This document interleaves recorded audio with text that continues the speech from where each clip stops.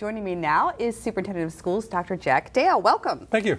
We're here today to talk about an exciting new proposal that has come to us. It's called the Fairfax Leadership Academy Charter School. Tell us a little bit about the history of charter schools in the state of Virginia.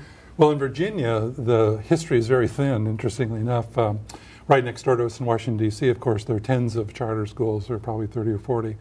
And then across the nation, Arizona, and I think it's Minnesota has been leading probably the largest number of charter schools in existence, and been quite a few other places. And the irony is, when I was superintendent in Maryland, we started the first charter school up there. And our deputy, Rich Manusco, was involved in starting charter schools in South Carolina. So we might be the only ones with experience in Fairfax, because they don't exist in Virginia. But this is the first one that will be school board will be entertaining over the next month or so. Right, so they just heard a presentation. Maybe it would help our viewers to go through the process. Sure. First of all, anybody can propose a charter. In this case, it's some of our own employees who are proposing a charter along with some colleagues.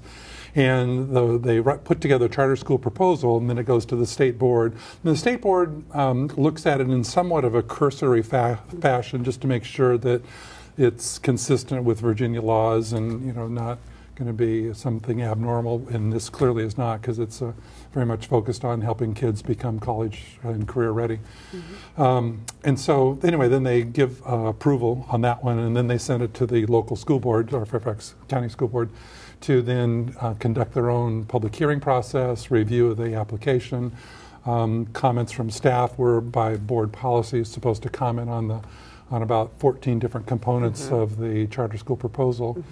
And then the school board then can do whatever it wishes. It can accept the charter proposal, reject it completely, modify it any way, shape, or form. So the school board really has the ultimate authority on what happens ultimately.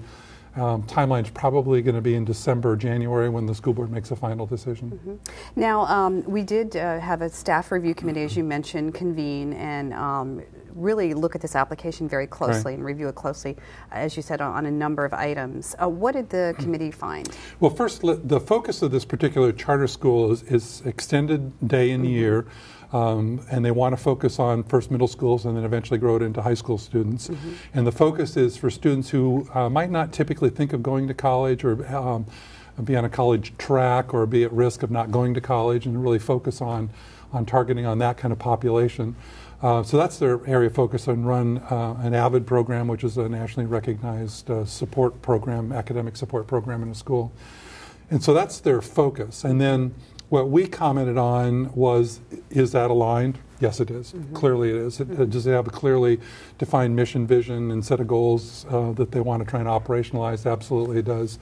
The concerns that our review committee had were probably threefold. One, the fiscal structure depends a great deal on as yet unreceived external funds, either through the grants, federal government, foundations, and they haven't yet secured any of those. They've made some application and may know soon if they get, for example, a federal grant, which would help them. So without that set of funds, they are not going to be able to operate in the manner that they have proposed. So that's one area of concern. In addition to our providing a per pupil cost. Yes, that's a very good point. Yeah, the charter school process is where they have X number of kids, and then it's a per pupil expenditure that gets from the Fairfax County Public Schools, then plus the grants. So that was one area of concern, was the fiscal structure. Second area of concern was they initially were talking about targeting students who might be at risk of not getting into college or being supported in the college pathway, if you will. But then their actual implementation is making it wide open and doesn't target those kids. So it's like there's a disconnect there. So that's a second area of concern. And then the third area of concern was not serving special education kids to the extent that we think that they should.